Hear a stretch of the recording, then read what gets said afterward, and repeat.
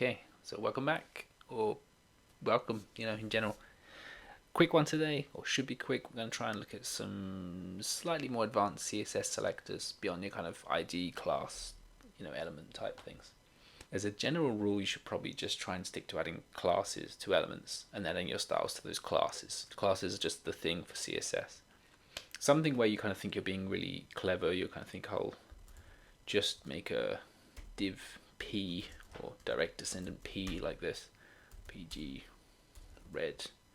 You feel like you're writing less code because I'm just targeting the selectors. I'm making it more succinct and more brilliant. But obviously, if you let's just quickly write those p times 5, we add these in. You're obviously inadvertently targeting all the elements, and that means that if someone adds an extra element later on in the project, you're going to inherit a bunch of styles that you didn't intend to add to that element.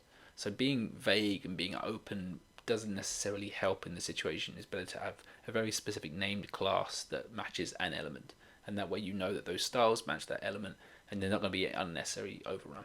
Okay, so the first one we're going to look at is the nth selectors, which exist in old jQuery, but they also exist in general JavaScript selectors now. You can do nth child and nth selectors to grab specific items.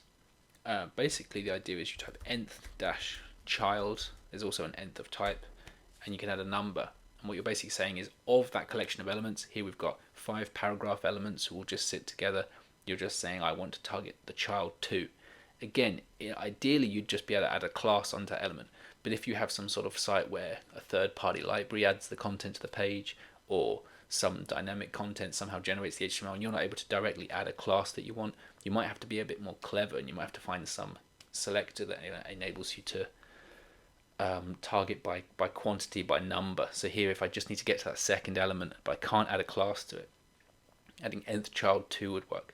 There's also other rules which can involve using the n. It's like a mathematical kind of principle about a representative number, which I don't fully understand. But the idea is that instead of nth child 2, in which you're specifically saying I want the second item, you could say like 2n. And what you're basically saying is that like every kind of 2, I suppose you're saying every divisible by 2. So it's like your n number representing your targeted element, the 2n, as in the 2n is in the second, and fourth, and sixth. And I guess you could also do 1n, and that catches everything, because everything's divisible by 1.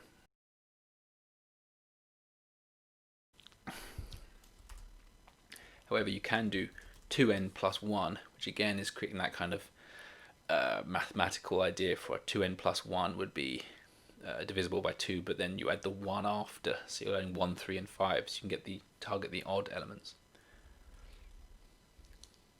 You can also do things like n plus 3, which is basically saying, yeah, you take your principal number, add 3 to it, so every number from 3 and up is going to be selected in that range. So this actually gives you quite a lot of control. You could select certain ranges or certain divisible sums and quantities. Again, it's a bit of a workaround if you can't just directly add classes, but sometimes for grouping and selections and targeting elements, this could be really handy. Okay, I'm going to add a class 3, and then on here p.3. So that's the ideal scenario. I'd be able to directly add a class. Now sometimes you might want to select around an element, and here we have a couple of little selectors that are useful.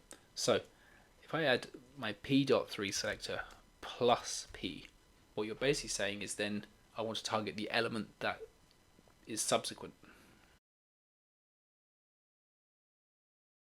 You quite commonly see this with how checkboxes, where you sometimes want to make a custom checkbox, you basically style the element after the label, because the label and the checkbox are often together. Or scenarios where things are commonly grouped, you do an element plus element. It's also known for the lobotomized owl CSS library, I guess, or structure, in which it's labeled that way because using the star to select everything plus star, it basically is a whole convention based around targeting elements based on what their I guess it's based on targeting elements based on their siblings, what are around them. So everything has a relative styles based on whether it's in groups in certain numbers. alternative, instead of the plus, if we change it to the tilde, which is saying the p tilde p, you're basically now saying every other sibling in that set. So here 3 is targeted the 4 and the 5, and it would target a 6, 7, whatever, because you're basically now saying subsequent types in this group that are together. So it will look for all the paragraphs. A thing to note here is obviously we don't have the previous. There's not a way that I know of in CSS to just get all the previous or get all the ones in this range other than the one that's been selected, which is an oversight. But I suppose that's similar. There's not many ways to do a parent selector in CSS. It generally drills downwards and forwards into subsequent things that will come up in the document. Another thing, if you can't directly add a class, so here there isn't a class, say, you might have a custom attribute on there, thing equals x, and here I can specifically use the square brackets to look for an attribute in a selector. So I can look for target thing, and that was going to pick out 3. And you can also look for the value in there. So I can, if I've got another thing equals y, I can say, oh no, I only want to target the one where thing equals x, and it'll just find the element I need. So this is a bit of an arbitrary thing, but quite commonly you might look for an anchor link which doesn't have an href, for instance, or does have an href, or as a quite useful thing developers sometimes use is to add a specific style of like a big red border on images which don't have an alt attribute. That way it kind of forces accessibility, that your page is going to look messed up until all your images have alt attributes, and it helps you catch out any gaps or missing ones, So sometimes being able to work around not having a specific class, but if there are other attributes that you can safely target onto, that's another way of being able to select things and scope your styles. I suppose one other thing when we were talking about, there's not really any parent selectors. There's no way to just sort of style the parent of the element I'm looking at based on anything going on in that element. But there is one exception I know of, which is the focus within. So if you have a form element,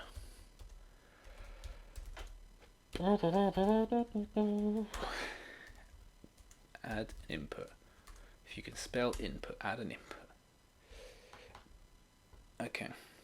And now on the input, I can add like padding, 10 pixels, whatever.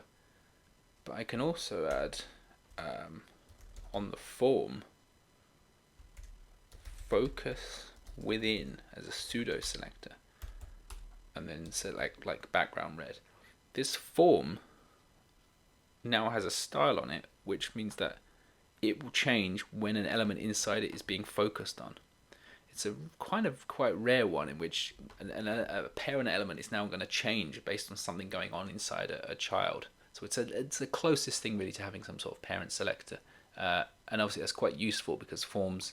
It's quite useful to know whether somebody's halfway through filling out a form, and maybe you want to display certain help labels or things based on whether someone's currently clicking into a box.